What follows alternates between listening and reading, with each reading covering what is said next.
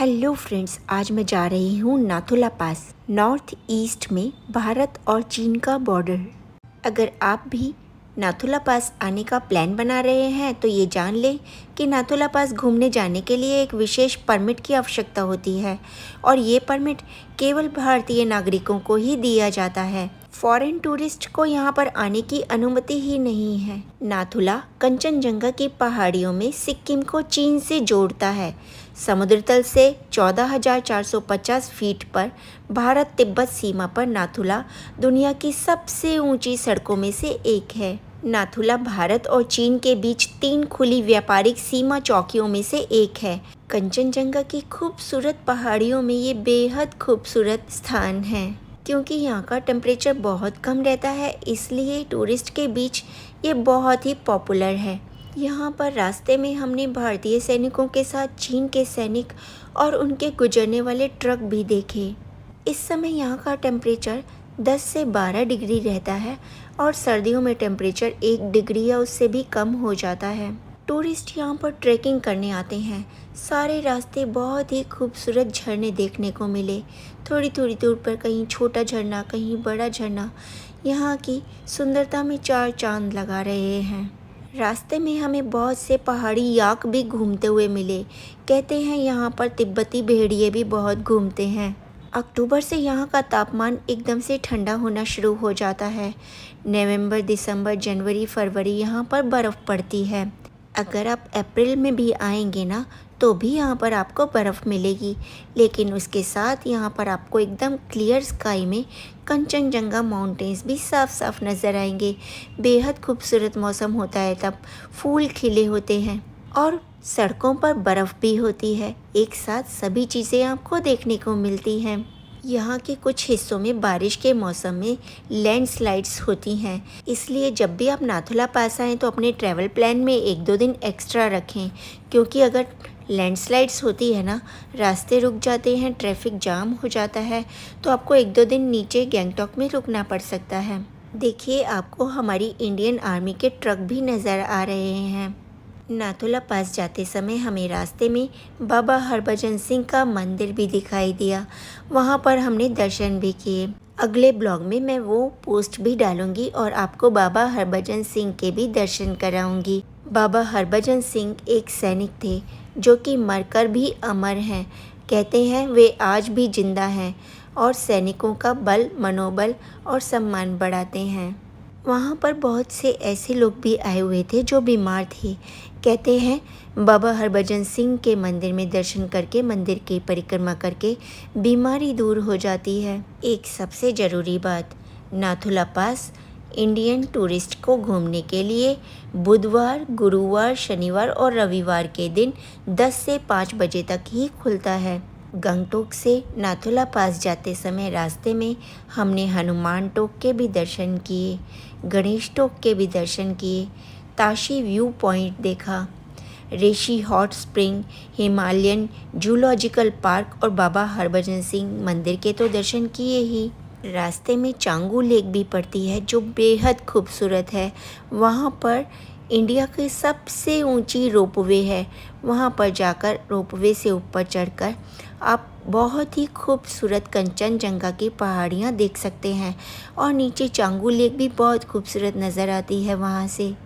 गर्मी के मौसम में अप्रैल से अक्टूबर के महीने तक नाथुला दर्रा घूमने का सबसे अच्छा समय होता है, क्योंकि यहाँ पर उस समय मौसम अच्छा होता है और पहाड़ों का एकदम क्लियर व्यू मिलता है। सर्दियों में ये पूरी तरह बर्फ़ से ढका होता है और टेम्परेचर -25 डिग्री तक चला जाता है। सड़कें एकदम बर्फ़ से ढक जाती हैं, ठंडा मौसम होता है।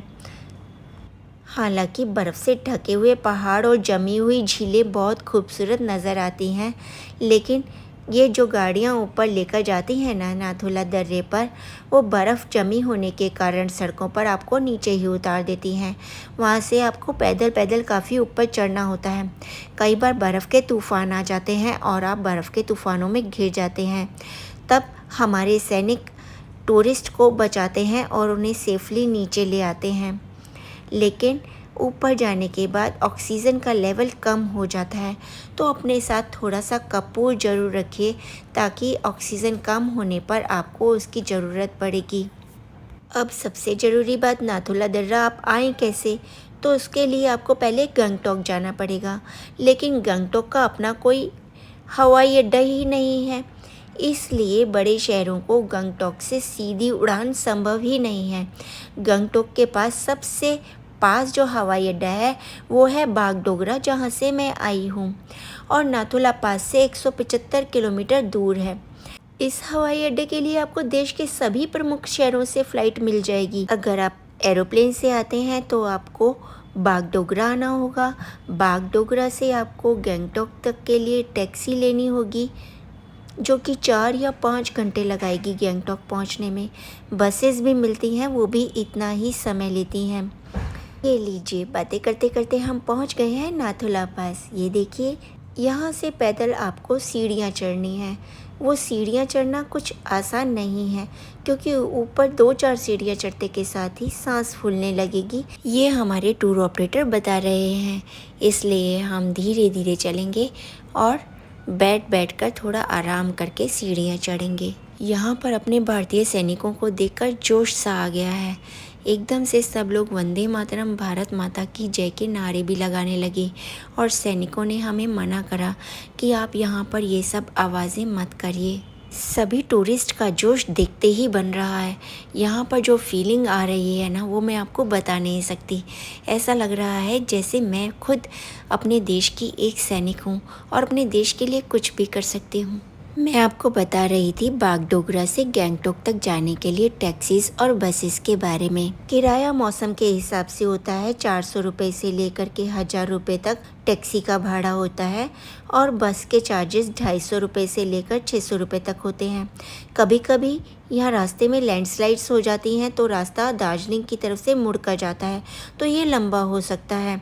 इसलिए जब भी आप नाथुला पास आएँ तो अपने ट्रैवल प्लान में 2-3 दिन एक्स्ट्रा ही रखें। वो मैंने आपसे पहले भी बताया था, क्योंकि मैं भी आई हूँ ना तो बागडोगरा, तो यहाँ पर लैंडस्लाइड हुई है।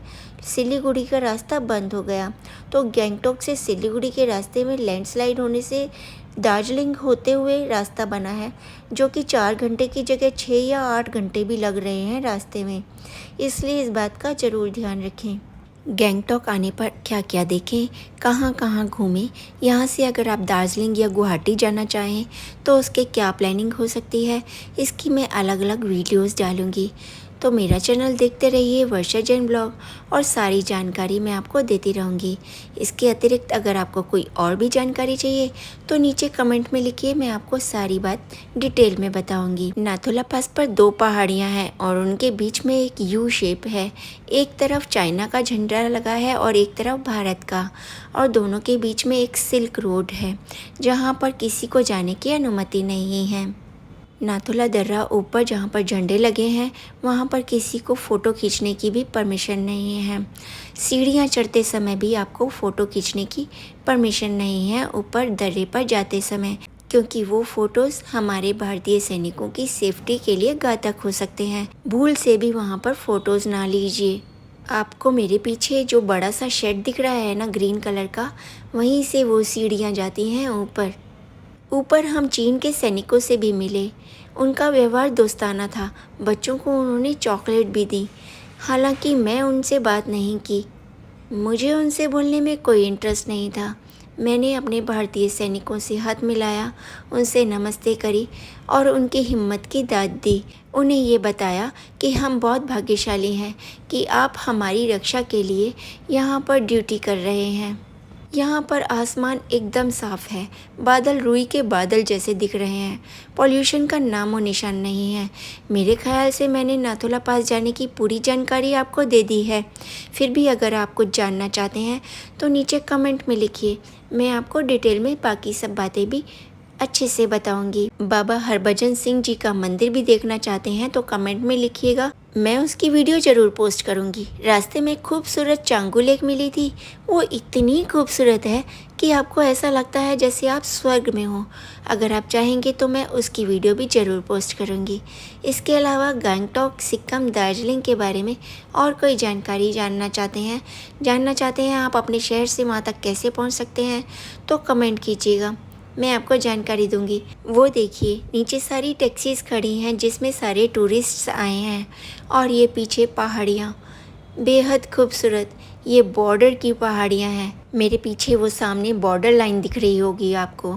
यहाँ पर सिर्फ एक तार लगा है, कांटे वाला एक सिंगल तार लगा हुआ है और कुछ भी नहीं है। बस यही है बॉर्डर हमारा, एक तरफ चाइना और एक तरफ इंडिया। अगर आप भी भारतीय सैनिकों के सम्मान में कुछ कहना चाहते हैं तो नीचे कमेंट में ज़रूर लिखिएगा, मुझे बहुत अच्छा लगेगा। मेरी कोशिश ये रही है कि मैं जितनी ज़्यादा से ज़्यादा जानकारी आपको दे सकूं, उतनी मैंने आपको दी है। लाइफ में एक बार तो यहाँ पर आना बनता ही है। इसके अलावा मेरी गुवाहाटी की यात्रा भी बेहद खुशनुमा रही। मैं वहाँ पर एमजी रोड पर रुकी और 3 दिन तक मैंने वहाँ आसपास और लोकल टूर भी किया, बहुत अच्छा लगा।